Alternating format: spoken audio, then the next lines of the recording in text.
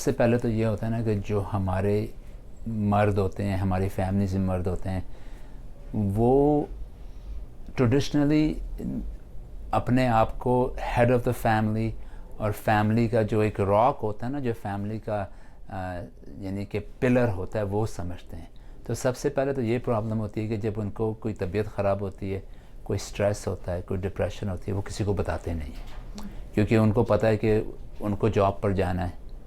Wife بھی job کر رہی ہیں مگر ان کو بھی جاب پہ جانا ہے، گھر میں فنڈز لانے ہیں، گروسری دینی ہے، بلز پے کرنے ہیں. ایک تو یہ سب سے بڑی پرابلم ہے. ਸਾਊਥ ਏਸ਼ੀਅਨ ਮਰਦਾਂ ਦੀ ਸਿਹਤ ਸੰਬੰਧੀ ਸਭ ਤੋਂ ਵੱਡੀ ਮੁਸ਼ਕਿਲ ਕਿਹੜੀ ਵੇਖ ਰਹੇ ਹੋ؟ 3 چیزیں جو میں نوٹس کرتا ہوں ہمارے جو ہوتے ہیں لوگ فیملی میں، اس میں یہ ہے کہ سب سے پہلی چیز ہے ہارٹ ڈیزیز. ہمارے ساؤتھ ایشین مین میں جو کورونری آرٹری ڈیزیز ہوتی ہے، یعنی کہ جو ہارٹ اٹیک والی ڈیزیز ہوتی ہے جس سے ہارٹ اٹیک ہو سکتا ہے، انجائنا، ہائی کولیسٹرول، اس پہ بہت کم خیال رکھتے ہیں. ایک تو ہماری ڈائٹ اتنی صحیح نہیں ہے، دوسرا یہ ہے کہ وہ اتنے ایکسرسائز نہیں کرتے ہیں، اور جب ان کو تھوڑا سا پین ہوتا ہے، بھئی تھوڑا سا چیسٹ میں پین ہو رہا ہے، وہ پھر بھی نہیں بتاتے ہیں. وہ جب بتاتے ہیں جب چیزیں بہت سخت ہو جاتی ہیں، بہت ورس ہو جاتی ہیں، وہ ایسی لمحے پہ آ جاتے ہیں کہ ان کو رائٹ اوے ہسپتال جانا پڑتا ہے. ਮਾਨਸਿਕ ਸਿਹਤ ਦੇ ਮਾਮਲੇ ਵਿੱਚ ਸਾਊਥ ਏਸ਼ੀਅਨ ਮਰਦਾਂ ਦੀ ਕੀ ਸਥਿਤੀ ਹੈ؟ ਕੀ ਡਿਪਰੈਸ਼ਨ ਵਰਗੇ ਮਸਲੇ ਆਮ ਨੇ؟ میں اچھی خاصی دیکھتا ہوں کہ ڈپریشن اور ایگزائٹی اور ٹینشن اور سٹریس ہمارے مین میں، نیند نہیں صحیح آتی ہے، بھوک نہیں لگتی ہے، ویٹ لاس ہوتا ہے، ڈپریشن کے ساتھ ویٹ گین بھی ہوتا ہے، اور مگر وہ چلتے جاتے ہیں کہ نہیں یہ ایسی کوئی تھکن ہے، کوئی اور چیز ہے، مجھے بس کام کرنا ہے، I have to keep going.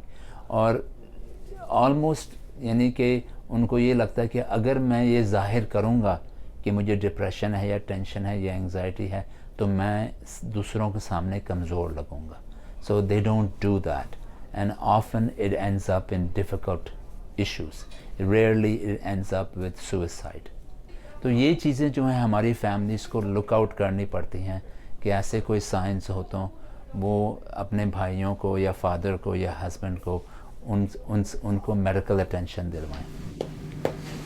Doctor Muhammad ਮੁਤਾਬਿਕ ਸਾਊਥ ਏਸ਼ੀਅਨ ਇਮੀਗ੍ਰੈਂਟ ਮਰਦਾਂ ਵਿੱਚ ਬਹੁਤ ਵਾਰ ਇਹ ਵੇਖਣ ਨੂੰ ਮਿਲਦਾ ਹੈ ਕਿ ਉਹਨਾਂ ਨੂੰ ਡਾਕਟਰ ਕੋਲ ਜਾਣ ਦਾ ਸਮਾਂ ਨਹੀਂ ਹੁੰਦਾ ਅਤੇ ਬਹੁਤ ਵਾਰ ਇਸ ਕਾਰਨ ਵੱਡੀਆਂ ਮੁਸ਼ਕਿਲਾਂ ਖੜੀਆਂ ਹੋ ਜਾਂਦੀਆਂ ਨੇ. وہ میڈیکل چیک اپس بہت کم کرواتے ہیں، یعنی کہ ان کو آج کل یہ کہ فیملی ڈاکٹرس تو آپ کو اویلیبل ملتے ہیں صبح 9 بجے سے لے کے شام کو 5 بجے تک، ویکینڈس میں نہیں اویلیبل ہوتے اکثر فیملی ڈاکٹرس.